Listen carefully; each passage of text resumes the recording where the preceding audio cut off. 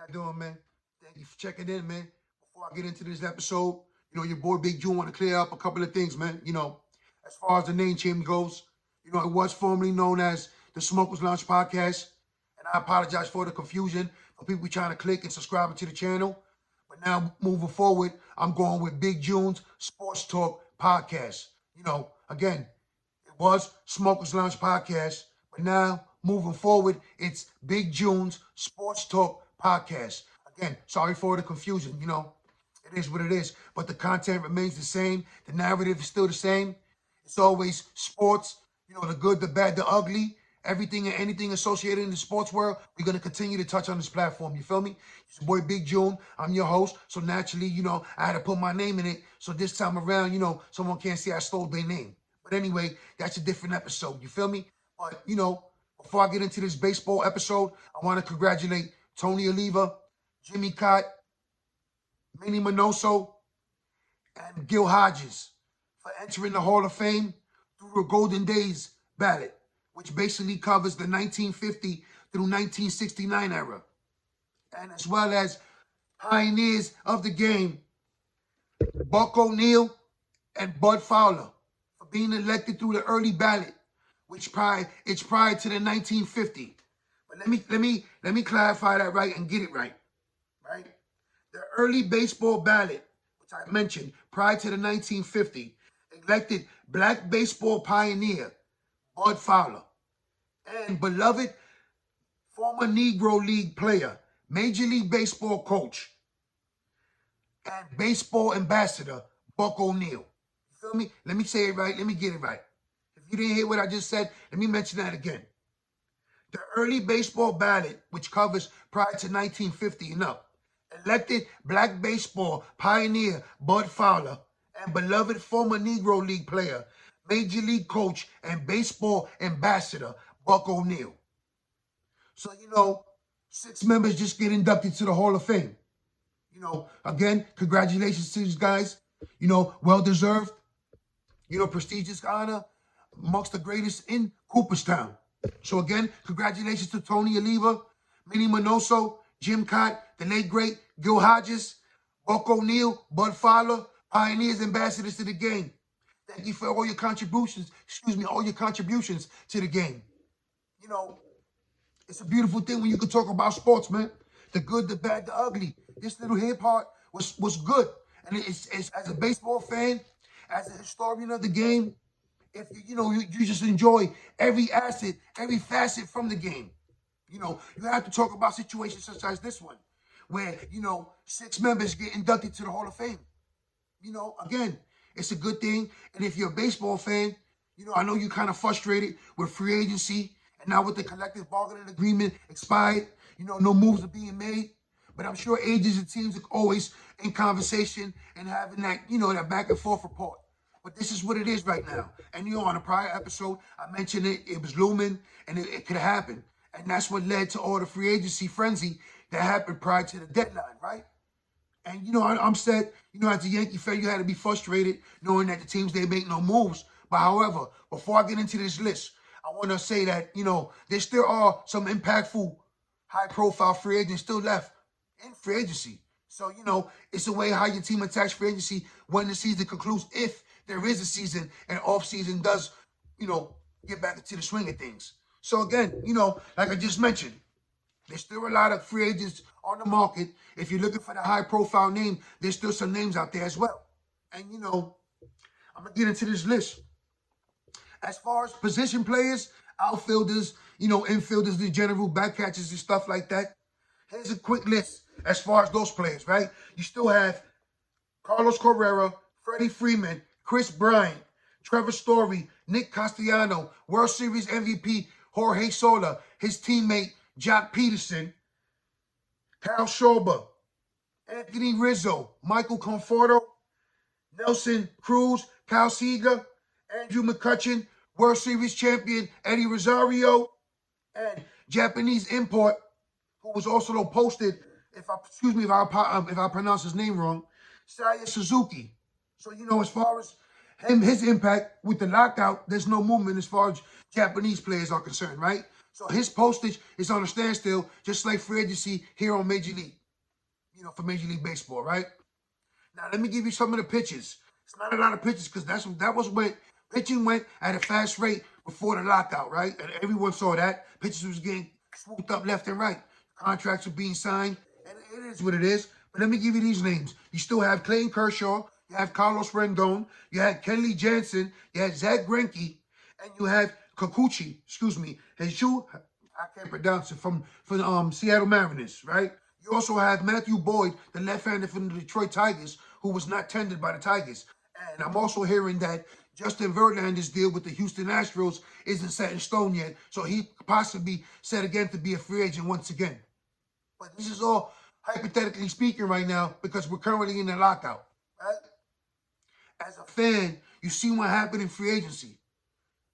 When it was your team that made the move, because, there was a lot of big spenders from the Texas Rangers to the New York Mets. And, a lot of trades didn't come into fruition. I guess teams of trade were scared off with the possible lockout, which is now, full bloom as we enter in December. But it is what it is. What could you do to improve your roster? I mean, there's still trades to be made, right? I gave you a list of free agents who, once free agency still comes back, once they get into a new collective bargaining agreement, free agency will continue, right? It will restart. So basically, as a Yankee fan, yes, it's frustrating. You've seen a lot of big names come off the board. Some of the names that you probably had on your list. I know I had on my list, but it is what it is. And I'm a stand pat, and I'm going to have faith in Brian Cashman.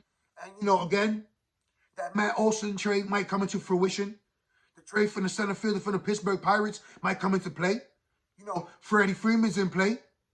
I know a lot of guys don't want Carlos Correa in the Yankee fold, but he's still in play. Trevor Story, Cal Seager. So it's ways to improve your infield, and as far as adding a lefty bat, which is mandatory for the Yankees, right? But let's get into the old baseball general. If your team hasn't improved yet, what are you looking for? I mean, there's still boppers out there.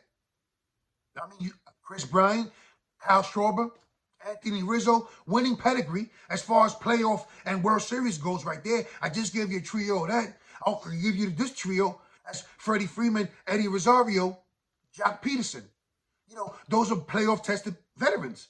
Now they got a world championship under their belt, but Jock Peterson has one with the Dodgers as well. So those guys, not high-profile names, but those are players that you would like to have on your roster as far as depth. Rosario, Peterson, and if you can make a big splash with a Freddie Freeman, former National League MVP, by the way, so you know what you're getting by those players. Again, it's interesting names moving forward in free agency. So if you're in panic mode as far as a fan, I would tell you chill. It is what it is. Your general manager could pull off a trade. There's still some marquee names on free agency. And I didn't even get into all the teams that didn't tender some of the free agents now that are going to upon us once free agency does restart, right? So it is what it is. But again, Texas Rangers, the New York Mets, they made a splash in free agency. Especially Texas, right? Let's get into that for a little second. So you had the big one with Corey Seager. I guess his double play partner, his tandem, the 1-2, right, has to be Marcus Semien after he signed the big contract as well, right? Then they went and signed the pitcher from Colorado, John Gray, and also signed Cole Calhoun to a 1-year deal. So, they shelled out a lot of money. But we all know winning the offseason doesn't translate to winning championships. It doesn't even translate to being a winning team, actually. So, you look into that. But as a Texas Ranger fan, you got to feel excited knowing that your team made improvements. And they showed you that they're winning and they're trying to win. And they're trying to be competitive moving forward, right? They also opened up a new stadium. So now the fans should be eager to get into the stadium and buy tickets, knowing that, look at this, look at the product that we're putting on the field. We just signed Marcus Semien. We just signed Corey Seager. We just signed John Gray. We still got some young ball players on the roster. We on the upswing. We up and coming. Look out, American West. Here come the Texas Rangers once again, right? That's basically the statement they made in free agency moving forward, right? Before the lockout. And as well as the New York Mets. They signed Eduardo Escobar, Mark Connor from the Athletics. But, they ain't stopped there. Then they got Marte. They ain't stopped there. Then they went and got Max Scherzer. I mean, hey, some would say that contract was kind of crazy, but you know what you're getting. You know what you're getting yourself into with Max Scherzer, Bulldog, top of the line, top 5. If you look at starting pitching from a course of what, a 5-year span, a 10-year span, regardless, Max Scherzer has been getting it done from the American League with the Tigers to the National League with the Nationals. He's just been getting it done at a high level, at a Cy Young level. Now, him and Jacob deGrom, when he's fully healthy, that 1-2 punch, I mean, it's phenomenal. Just think about that for a second. You're coming into a series against the New York Mets, and you got to face Max Scherzer and Jacob deGrom in back-to-back starts. You know, hey, good luck with that, or for all the guys out there in the National League East and or the National League in general. And, you know, again, once this lockout and they could get into a collective bargaining agreement and free agency restarts, these two teams I mentioned, it's not over for them yet, right? Like I said in the prior episode, this owner, Stephen Cohen of the New York Mets, he opened up the vote. I know some of the New York Yankee fans are kind of envious and jealous right now of what's going on for the cross-time rival, but it is what it is. This one here, he's not. And I applaud the New York Mets, and I salute the owner, Stephen Cohen, for doing his thing, for showing the fan base that, you know what, I'm trying to improve the roster. I'm not trying. We're going to improve the roster every year by any means necessary. And that's what you look forward to as a fan. And for the fan base, you know, for every other team, in frustrated, panic mode, there's no need for that right now. If you knew your team wasn't going to be a bargain shopping, that's what it is. If you knew your team wasn't going to be big buyers come free agency, again, this is what it is. So don't get your high hopes. There's nothing to be, you know, ashamed about moving forward. As a Yankee fan, yes, there is, because, you know, Steinbrenner said he was opening up the vote as well, and Brian Cashman said he was going to make moves. Now, again, let me slow down, because I just say the same thing. So now I'm going to say it again. I'm preaching patience, and I have faith in Brian Cashman. And why I say that, because he always had the trick up his sleeve. And I know that he will work his magic. Just think about that for a second. Before the collective bargaining agreement expired on December 1st, he was in play to acquire Matt Olson. Who knows if that was going to be a blockbuster, with one of the starting pitchers from Oakland also being available in the trade and being attached in the trade. So, you know, for all the people who want to hold on to these draft prospects, who don't know that, you know, will they ever get a chance to shine in the Major League Baseball in that level? Will they ever get to wear pinstripes in general? This is part of the game. This is business. So when you want to hold on to these prospects, instead of getting a proven talent, such as Matt Olson, such as the outfielder Reynolds, the center fielder, who also was, what is he, a switch hitter? He was an all-star. He hit over 300.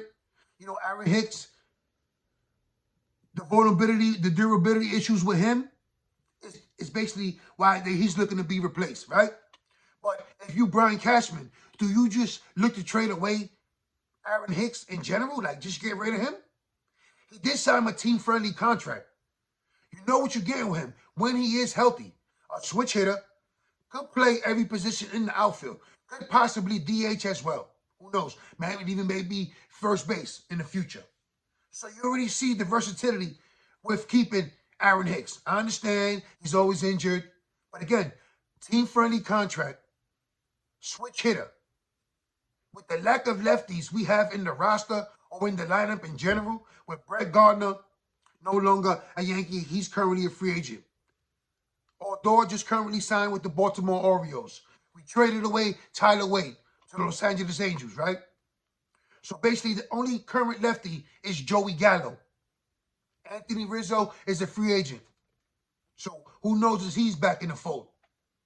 So addressing that lefty bat, making it first base, could it be possibly for Freddie Freeman if, you know, free agency does restart? Is it Anthony Rizzo? Is it a trade for Matt Olson? Do you feel the Yankees have to make a splash once free agency does restart and everything is in full swing as far as the Major League Baseball operations go? Or do you just hope that he makes one move for the sake of making a move? I mean, like, I'll be content with him signing Carlos Rondon. You know what you're getting with him. He's a number 3, number 4 starter at best. He had a remarkable year with the White Sox last year. Again, you know, you got Garrett Cole. You have Severino coming back from injury. I know you don't know what to expect moving forward with him. But adding a piece such as Rondon, or possibly acquiring Matt Olson and a starting pitcher from Oakland, and then signing a Rondon. How do you feel moving forward? You know, because I did mention Tanaka, but he opted into his second year, so he's staying pat in Japan, at least for this time being. So, you know, that was an option. You also had the option as far as trades where, you know, pitchers I mentioned before. You know, Marquez out there in Colorado, Castillo, you know, Sonny Gray. Some people might not want to revisit a reunion with him, but he might be on the market, and he was on the market before the bargain expired, right? So again, as a Yankee fan, you know, I know the frustration. I get it. I understand that. But it's no time to panic. Free agency will come. They will get into an agreement. I mentioned the names. You know, trades are always available. Brian Cashman does have a trick up his sleeve. He will work his magic. Patience. Have faith in the general manager for my New York Yankee fans. Again, you know, as a baseball fan, you know, you've seen a lot of free agents come off the market. It was a frenzy. You know, if your team didn't partake and didn't snatch the player you wanted, it is what it is. And if your team was, you know, willing and dealing, you feel me? You know, you got to be excited. You got to feel good. As a fan, this is what you ask of your ownership. This is what you ask of your team. We want to see improvement. We want to be competitive. We want to compete. We want to make the playoffs. We want to win a World Series. We want a parade. Hey, that's what every fan wants. This is why we watch the game. This is the beauty of the sport. Every offseason, the hot stove is one of my favorite ones. And it's unfortunate right now that we're at a lockout. It hasn't been a strike lockout since 1994. You feel me? And that year, if, you know, you was my age or older and you knew what was going on, the New York Yankees had the best record in the American League, and the Montreal Expos had the best record in the National League. Yeah, I said it. The Montreal Expos. That's how old I am. But don't get into that, man. It is what it is, man. And hopefully these guys get it together. You know, Tony Clark, Joe Torre, the commissioner, Rob Manfred, and everyone else is so involved in the negotiations. We'll get involved, getting done, and let's get back into play. And free agency will come, and your team will improve, and we all have something to look forward to for this upcoming season, right? Again, you know, if you're new to the channel, like, subscribe, follow, share. I want to apologize again for all the confusion. It was the Smokers Lounge podcast. Now moving forward, it's Big June's Sports Talk podcast. And, you know, the content remains the same. You know, thank you to all my family and friends out there in New York for the love and support. Stay safe, stay blessed, stay sharp, stay alert. And please, no drinking and driving. The holiday season is rapidly approaching. You know, jump in a cab, bus, ferry, walk, Uber, do what you got to do. Just get home to your loved ones safe and sound. It is what it is. You know, if you like to drink, it is what it is, man. Please just drink responsible. And again, it's Big June's Sports Talk Lounge. Moving forward, thank you. Just dropped a new episode on Anchor, Spotify, and other major platforms. Shame on you, Coach. The Brian Kelly mess. You know, I'm going to continue to hit you the audio. Thank you for the love and support on Spotify. I was, you know, very humbled by the yearly wrap-up I got from Spotify. Thank you. I'm going to continue to hit that. I'm going to continue to hit YouTube. Again, thank you for the love and support. It's your boy, Big June, man. I'm out of here, man. We're one.